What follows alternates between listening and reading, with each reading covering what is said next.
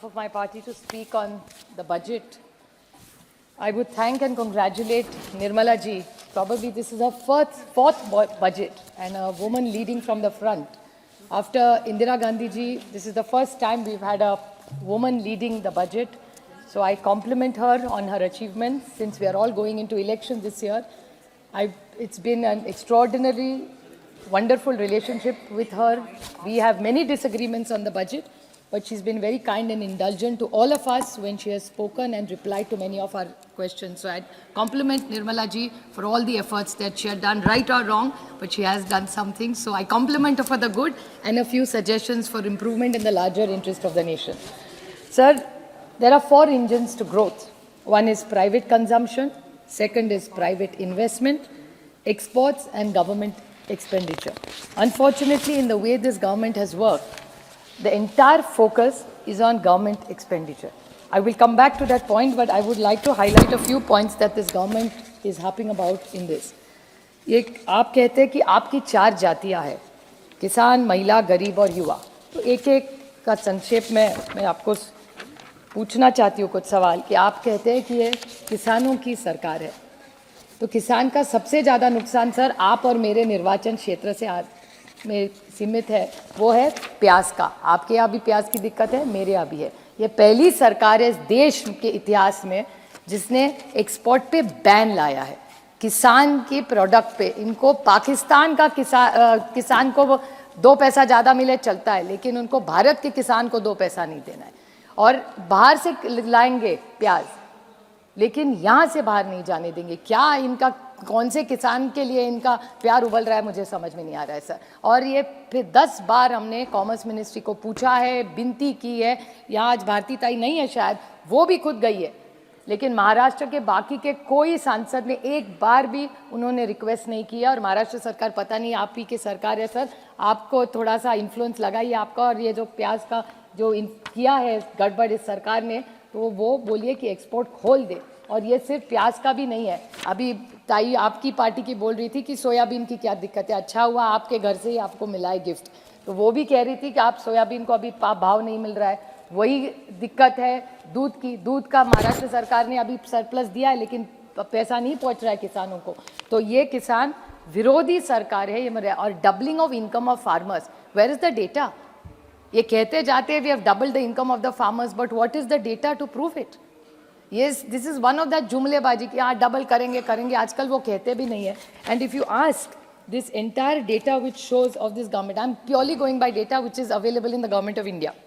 In commodities, if you go by paddy, if you compare UPA and NDA, 10 साल में 138% we have increased the price, while in their 10 years only 60.5.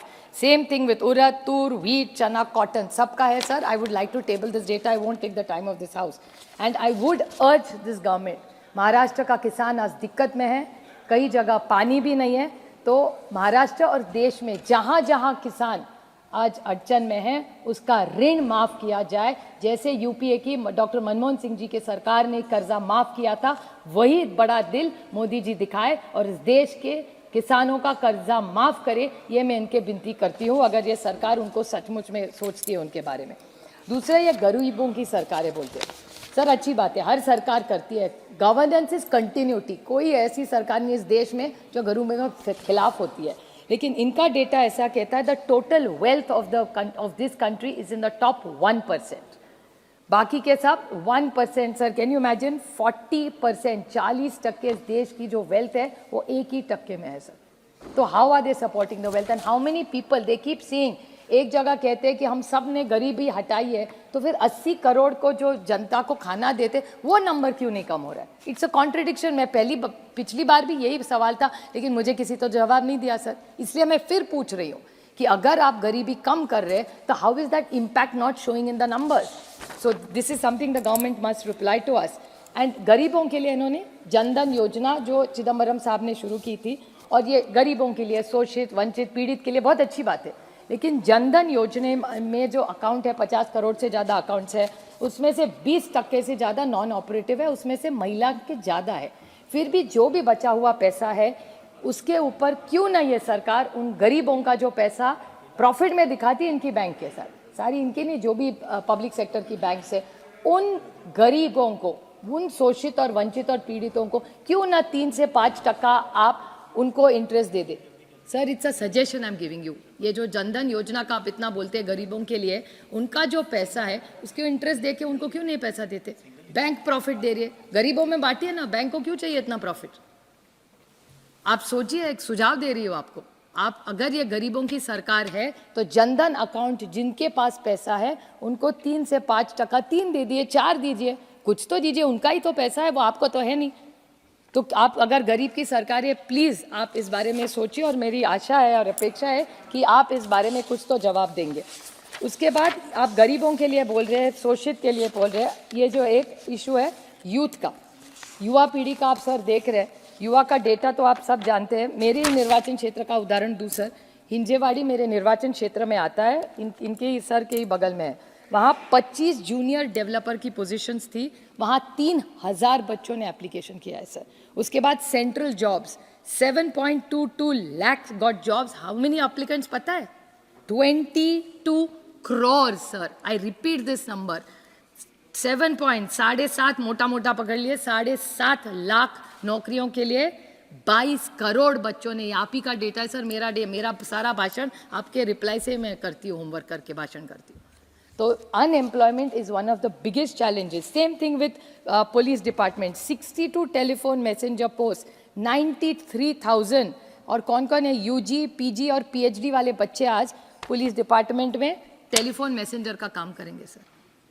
तो unemployment तो है ही, तो उसके बारे में आपकी सरकार यूथ के लिए इतना सारा कर रही है, तो उसके बारे में नौकरियां तो हो नहीं रही है, आर्टिफिशियल इंटेलिजेंस होने वाला है, it is going to disrupt our lives, jobs are going to change already. अगर आप थोड़ा सा होमवर्क करें सर, आपको पता होगा कि व्हेन पुराने ज़माने में 10 साल पहले जब इतनी टेक्नोलॉजी थी नहीं, तब इन अनएम्प्लॉयमेंट का जब रेशो हुआ करता था, अगर आप 1000 करोड़ अगर इन्वेस्ट करें ना सर, तो उसमें I give you the exact number, when you invested 1 crore it led to 33 jobs in 1994 which fell further. तो 1 करोड़ को 1994 में 33 जॉब्स हुआ करते थे, इन 2015 8 जॉब्स, 8 ही है, because technology has change our life. So what is this government's plan for unemployment if you are such a youth progressive government?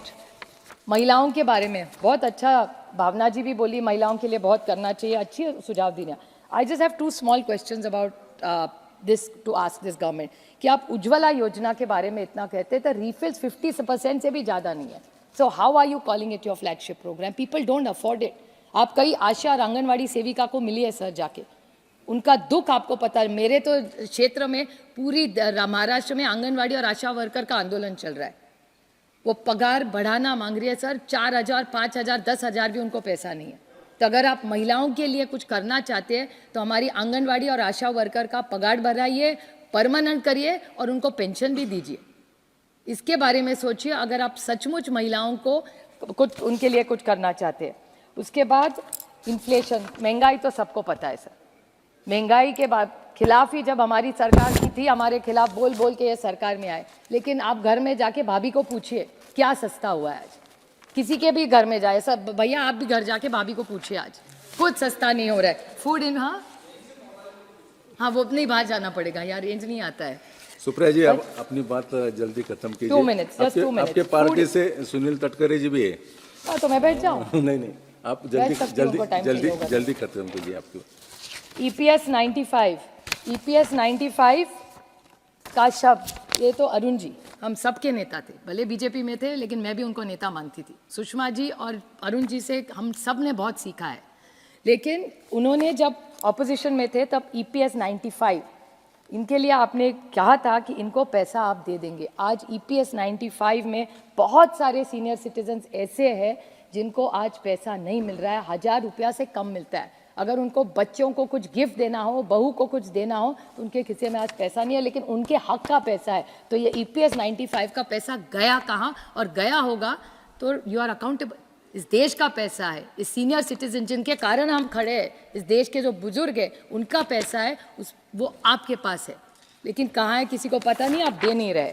फिर रह गया डिमोनेटाइजेशन और करप्शन। निशिकांत जी भी बहुत अच्छा बोलते थे, उनके स्टेट का इशू। मैं उनको पूछने वाली हूँ कि मैं भी दंग रह गई जब वो करप्शन और भ्रष्टाचार के बारे में। अच्छा है, भ्रष्टाचार देश मुक्त होगा तो मैं आपके साथ खड़ी रहूंगी। एक बार करके तो दिखाएं आप। जिस पे आरोप करेंगे उसके एक्शन लेना पड़ेगा, अब सिलेक्टिव एक्शन नहीं हो सकता।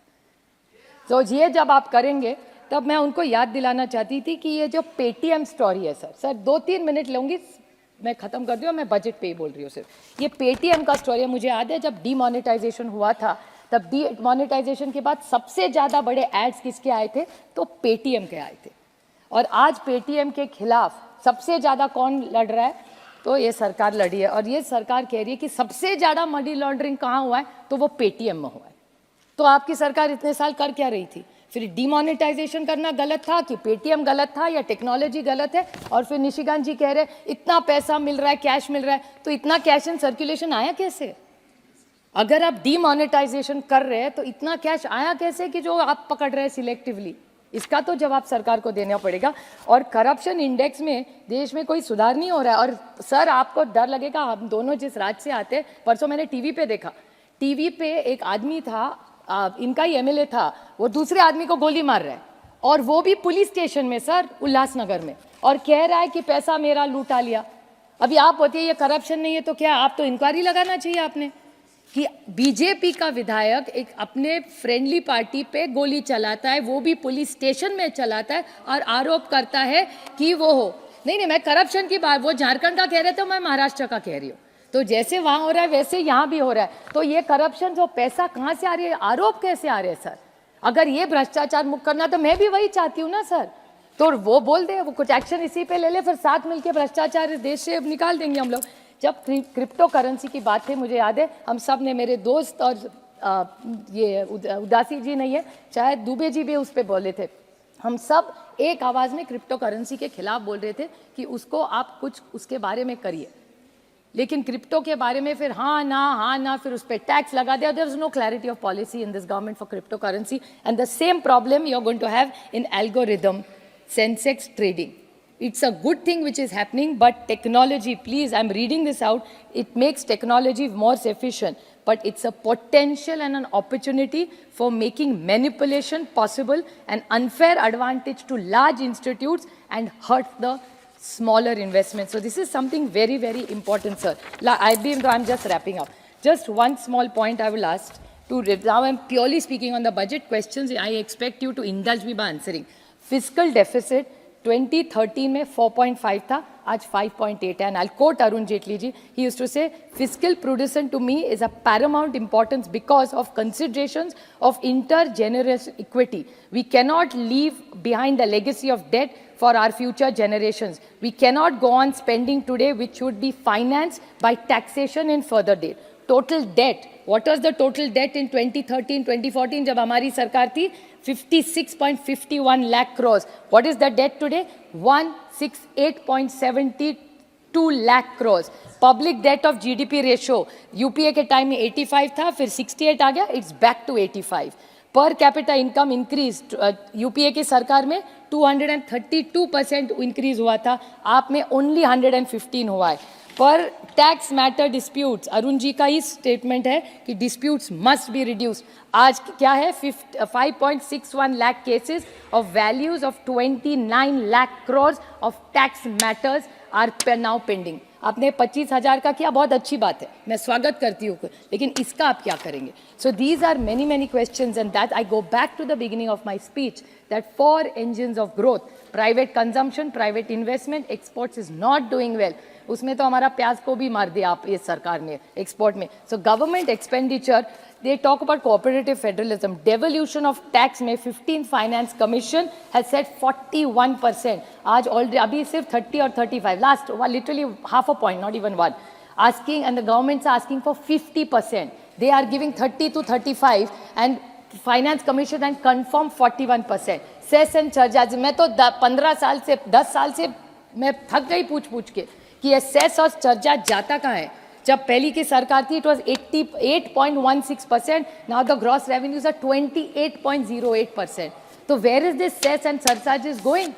Some of it I know cannot come to government, but my question is your capital expenditure is ballooning every year. You are only, I'm not against infrastructure. Government is implying that's the only way to push an economy which is slow. But if you want this economy to better, it has to not only be an infrastructure, you have to make sure every vertical is included. The farmer, किसान को हक मिलना चाहिए, उसको पैसा मिलना ही चाहिए, उसकी मेहनत है उसमें, महिलाओं को भी न्याय मिलना चाहिए, गरीबों को भी न्याय मिलना चाहिए. और it is not a inclusive budget. Again, I request this government, if you keep putting money into infrastructure and only into government expenditure, it's not a sustainable model. So please look at a holistic view when you have a budget. Thank you. B Mahtab ji.